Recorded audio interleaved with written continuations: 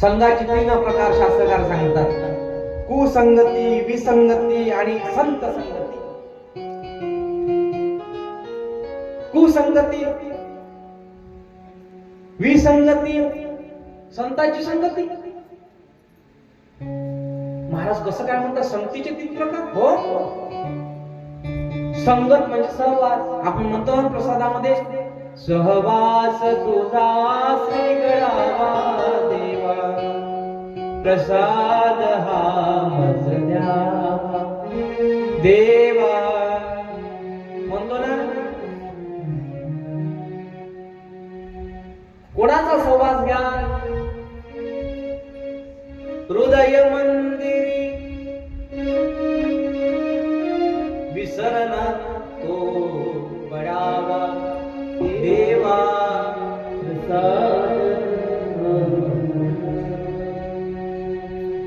संगतीमध्ये चांगल्या व्यक्तीची संगत असावी. कुसंगती स्वतःचाही उद्धार करत नाही, दुसऱ्याचाही होऊ देत नाही. कुसंगती.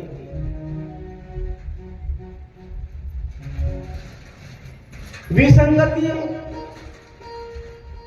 दुसऱ्याचा उद्धार करते पण स्वतःचा करू शकत नाही. विसंगती. संताची संगती स्वतःचा उद्धार करून दुसऱ्याचाही उद्धार करण्याची भावना ज्याच्या मनामध्ये आहे ते संत आहे. मायबाप आता म्हणाल महाराज थोडेसे उदाहरण दिले तर बरोबर राहतील, आम्हाला समजेल. इथे कुसंगतीचा प्रभाव प्रल्हाद आणि हिरण्य कच्छपू, बाप आणि मुलगा. पण स्वतःचाही उद्धार केला आणि बापाचाही. देवाला बोलावलं, मांडी दिली देवानं. इतिहास बघा श्रीमद भागवत कथेमधला. तुम्ही म्हणाल अजून महाराज भरत आणि कैकेयी विसंगती. भरत कैकेयी आई आहे, आई आणि मुलानं आईचा उद्धार केला. बरं महाराज, गुरुनं शिष्याचाही उद्धार केला किंवा शिष्यानं गुरुचाही उद्धार केला. शुक्राचार्य आणि बळी राजा.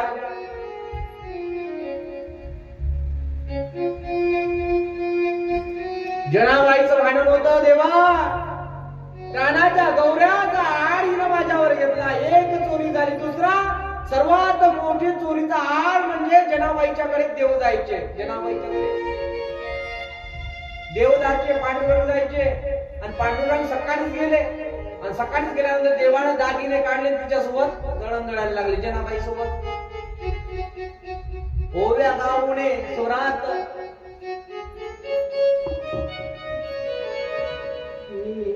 घरात जनाबाई दात लढत होती. दडता दडता देवाला घाम यायला लागला, म्हणून सोनं नाणं दागिने हिरे जरे सगळे काढून ठेवलं. स्वतःची वाकड टाकून ठेवली. राजे महाराजा लोकांनी पंडितांनी शोधाशोध घेतली तर पाहिलं जनाबाईच्या घरी सोनं नाणं निघालं देवाचं. जरी चोरटी आहे उल्लेख करण्यात आला, विस्ताराने सांगितले. थोडक्यात वर्ष करून जातोय. आणि जाता जाता घेऊन गेले जनाबाईला. सुळावर चढणार तेवढाच तू देवासोबत भांडले, देवासोबत भांडा सांगायचं. ते म्हणते देवा पुण्यवंत पाताळ गेला, दरिद्री तो भाग्यवंत केला, चोरट्याचा बहुमान वाढविला. धुंद झाला तुझा दरबार देवा, धुंद झाला तुझा दरबार. देवा तू पापी आहे, तू व्यभिचारिणी आहे. पुण्यवंती पाताळ लोकिलेला, चोरट्याचा बहुमान वाढविला. हो दरिद्री तो भाग्यवंत केला, धुंद झाला तुझा दरबार, तुझा दरबार. धुंद झाला तुझा दरबार.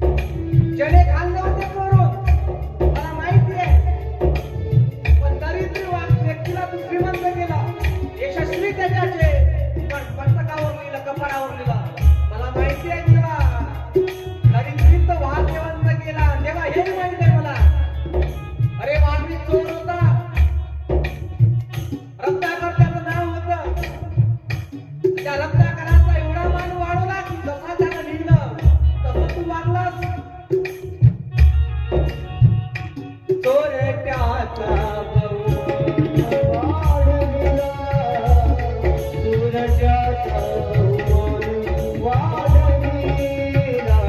धुंद झाला तुझा दरबार, झाला तुझा दरबार, झाला तुझा दरबार, झाला तुझा सत्य लोका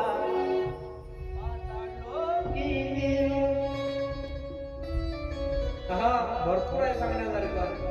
इथे शुक्राचार्य आणि बळी आहे, विसंगती आहे. शुक्राचार्याचा उद्धार बळीराजाने केला, विसंगती. पण संतांची संगती, मारुती बाबाची संगती तुम्हाला लाभली. मायबा भाग्यवान आहात तुम्ही तुमच्या परिसरामध्ये. काल काय मारुती बाबाचं पात्र घेतलं, साक्षात मारुती बाबा आल्यासारखं वाटत होतं. एकदा त्यांच्या नावाची गाडी होऊ द्या. वा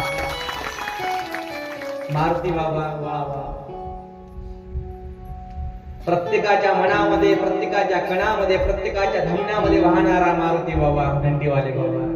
संतांची संगत तुम्हाला लाभली म्हणून तो तुमच्या मनात इच्छा झाली, म्हणून तो तुमचे हे फळ आहे ना ती चांगली निघाली. मायबाप हे फळ आहे ना चांगले, नाही तर कितीतरी गावात जा, पिणे खाणे मजा करणे बस बापाच्या भरोशावर जगणारे पोर दिसतात. तुमच्या गावचं वैभव आहे की स्वतः तुमचं मोठेपण आहे त्याच्यामध्ये तुम्ही त्यांनाच समोर केलं, पाठीमागं तुम्ही राहिला. त्यातही तुमचं मन, तुमचे संस्कारच तसे आहे. हे संतांची संगत आहे, संतांची बुद्धिमत्ता आहे. संतांच्या संगतीमध्ये अशी बुद्धी येते मायबाप.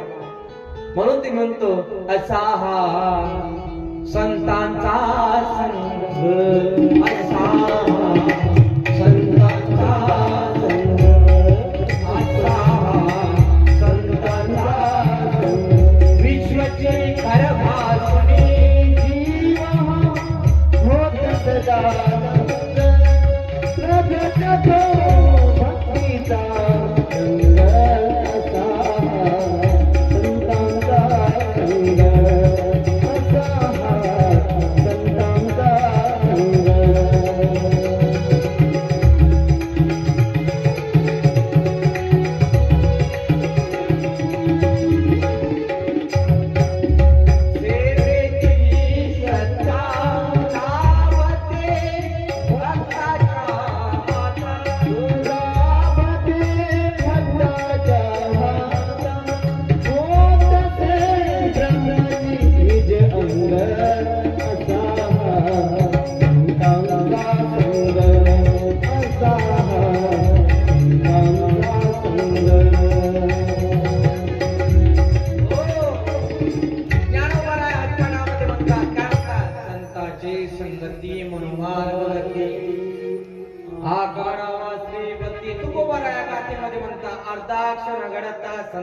म्हणायला लागले संतांचा संग असला पाहिजे.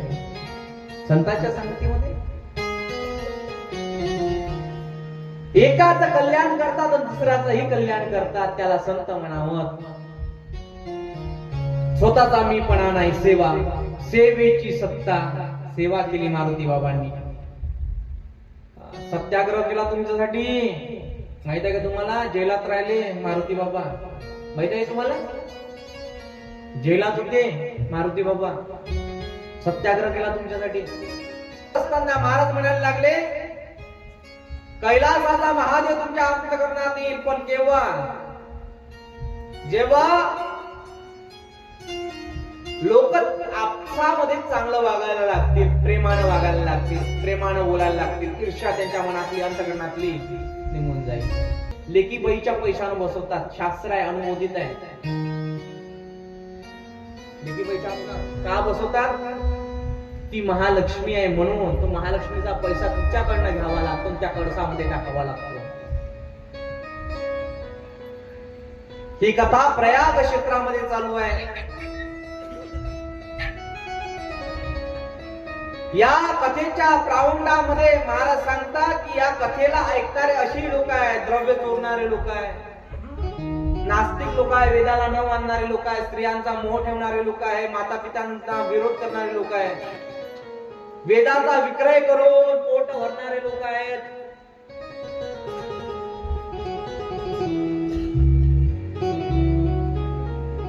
ब्राह्मण कितीही झाला श्रेष्ठ किंवा ब्राह्मण कितीही झाला भ्रष्ट तरी तो असतो श्रेष्ठ. आलं का लक्षात? ब्राह्मण कसाही असला तरी तो श्रेष्ठच आहे. आता ब्राह्मणाला प्रारब्धाची वाढे धन प्रारब्धाची वाढे मान प्रारब्धापासून काही नाही. प्रारब्ध आहे जीवनामध्ये तर सर्व काही आहे.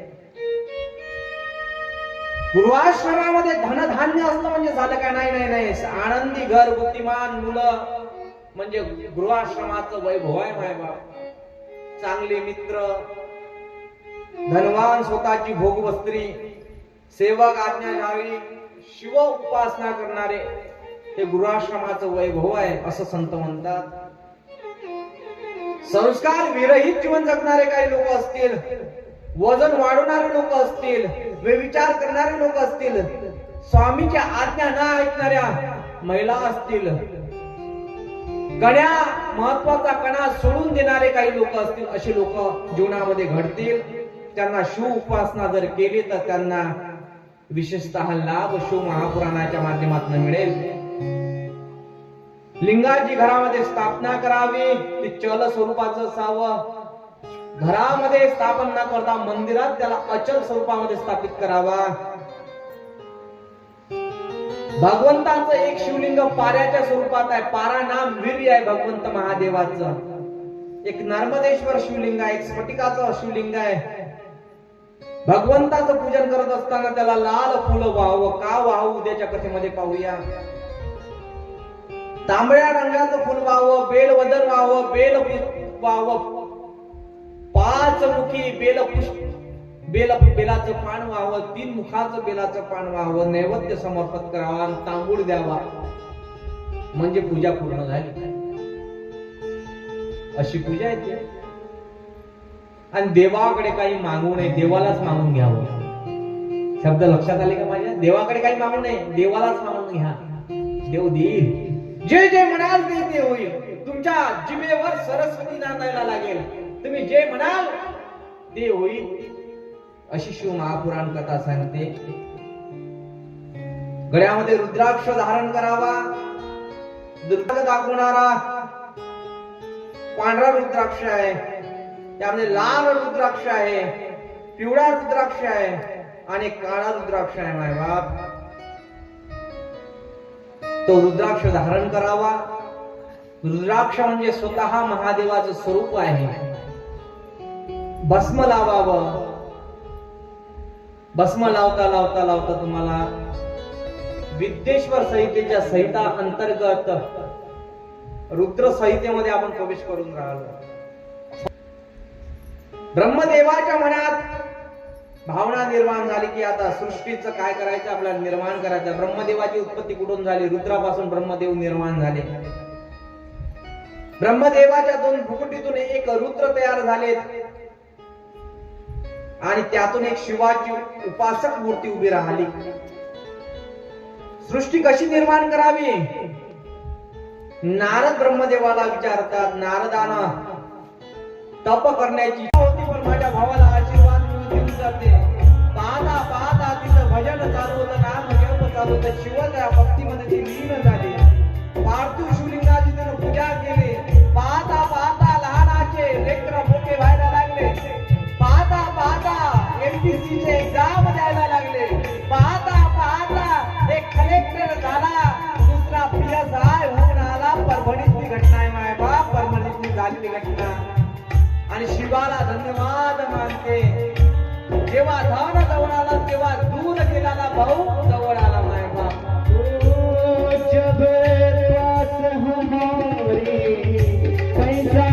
तेव्हा ती तेव्हा म्हणायला लागली, दादा जेव्हा माझ्याकडे लक्ष्मी होती ना तेव्हा तू माझा झाला नाही. आता माझे मुलं नोकरीवर लागले, माझ्याजवळ धन आलं, माझ्याजवळ महालक्ष्मी आली, तेव्हा तू आला.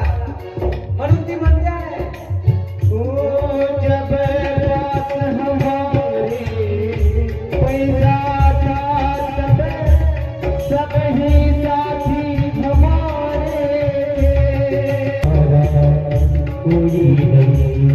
दुनिया में हमारा कोई नहीं.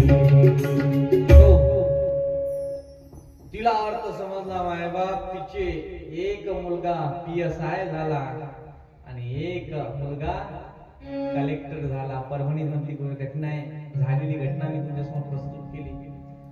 शिवाजी तुम्ही जर आराधना कराल मनापासून तर असं होईल. जास्त दिवस झाले नाही या घटनेला. शिव उपासना होती ना. आता बरेचसे लोक म्हणतात शिवाच्या पिंडीला शयन लावलं, त्याला मग काय अभ्यास वगैरे टीका टिप्पणी करतात. निश्चयाचे बळ तुका म्हणे, त्याचे बळ निश्चय जर असला, लिंगामध्ये ईश्वर पाहण्याचं जर तुमच्यामध्ये सामर्थ्य आलं तेव्हा येईल जेव्हा तुम्ही लोकांसोबत चांगलं बोलाल. तुझ्यातला आत्मा माझ्यातला आत्मा एक आहे, जीव आणि शिव एक होईल तेव्हा तुम्हाला लिंगाचा प्रकार घडेल. पाहता पाहता म्हणाले महाराज, मानस पूजा सांगितली, लक्ष्मी सांगितली. लक्ष्मी म्हणजे कोण? ती जी स्थिर राहत नाही तिला लक्ष्मी असं म्हणतात.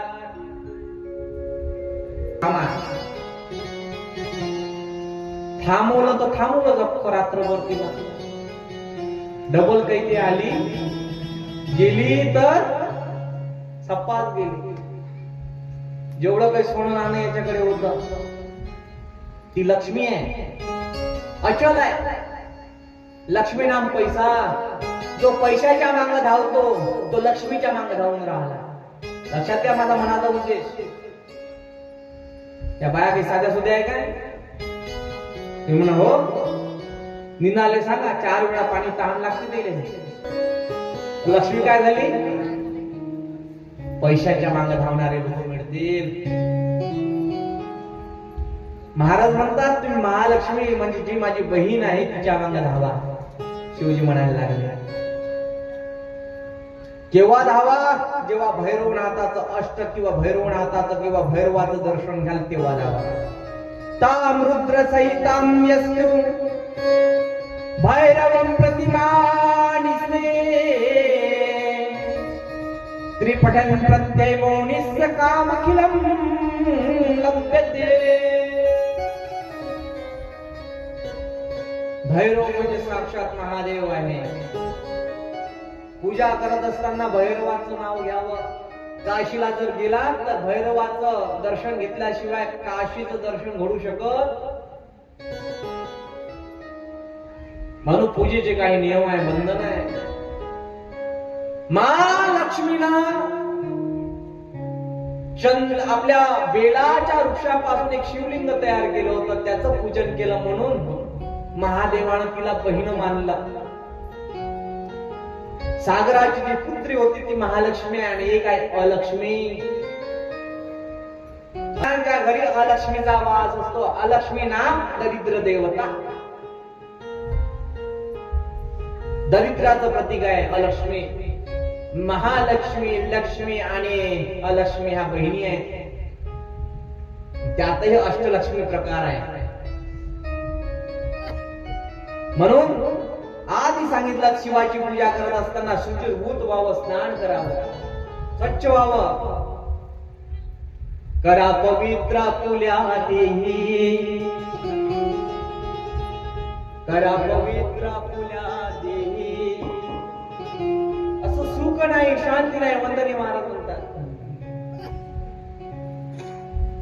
पवित्र देहाला केलं पाहिजे, सोबत अंतर मनालाही पवित्र केलं पाहिजे. मग अंतर मन कशानं पवित्र होईल? संतन के संग जरा लागले तेरी अच्छी, संतन के संग लागले तेरी अच्छी बनेगी. संतन के संग लागले तेरी अच्छी बनेगी. अच्छी बनेगी तेरी किस्मत खुलेगी, अच्छी बनेगी तेरी बिगड़ बनेगी. तन के